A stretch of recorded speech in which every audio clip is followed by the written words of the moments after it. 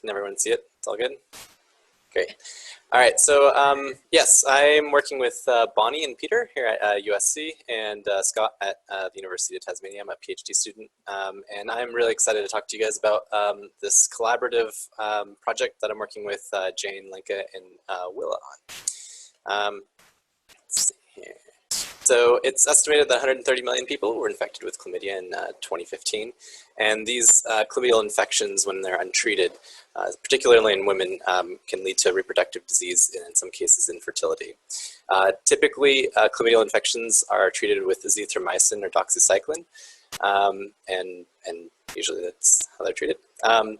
But unfortunately, the repeat chlamydial infections are relatively common. It's estimated that 1 out of 5 women who have chlamydia infections and are treated will return for treatment within 1 year due to a reinfection.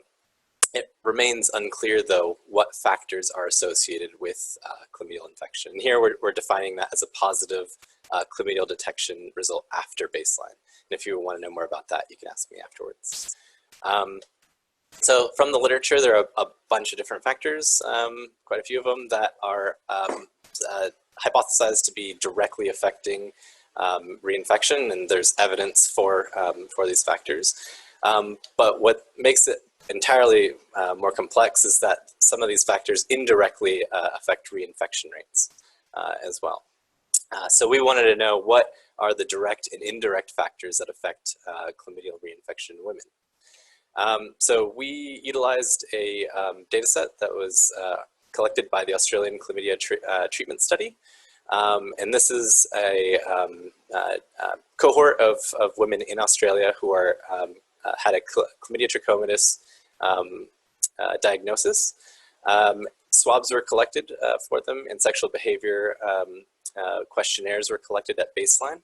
And all patients were treated with azithromycin.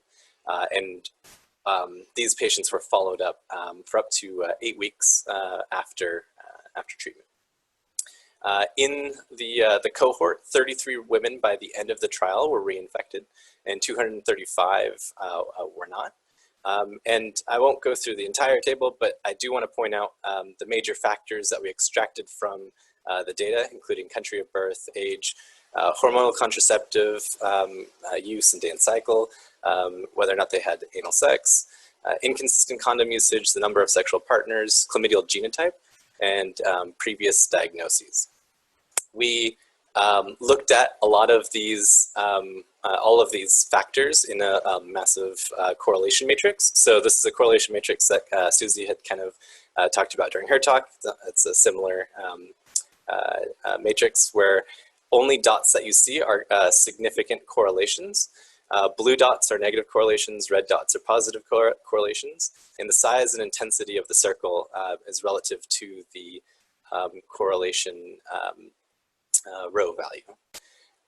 So the first thing that we looked at was the first column, and we looked to see if there are any factors that directly were correlated with chlamydial infection, and there was one, an inconsistent condom usage question. And then we looked at all of the factors that could potentially be indirectly affecting reinfection through that inconsistent condom question.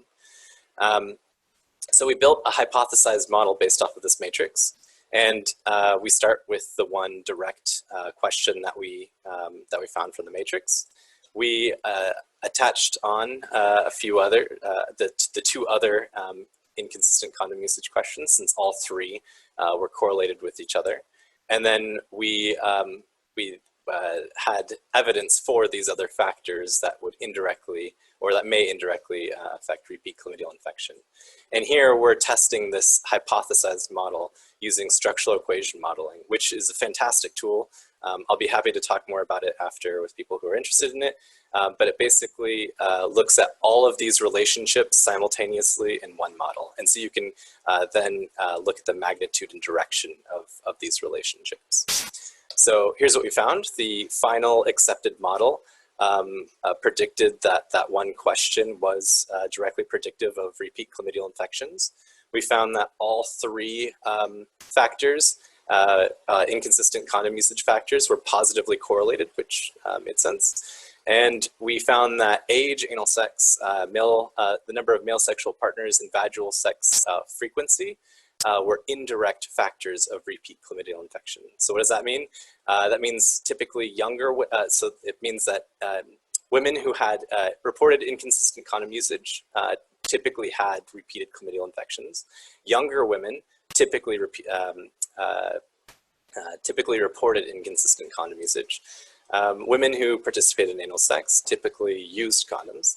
And then women who had more sexual partners or a higher frequency of vaginal sex per month were more likely to report inconsistent condom usage.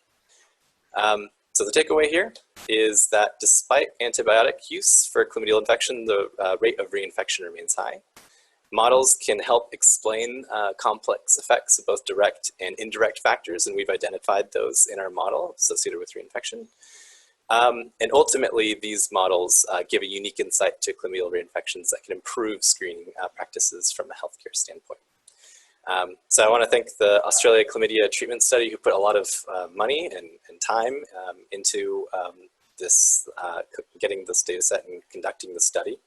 I'd like to thank the ARC for funding my PhD, USC and the GeneCology group, and the University of Tasmania. Thank you very, very much for a very clear and concise presentation. Is there a question for David?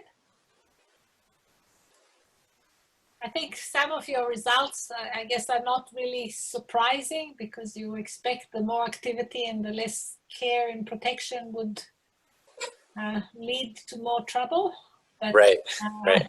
Obviously, it's important to have it all in a very clear way, and that's great. So, do we have any questions for David?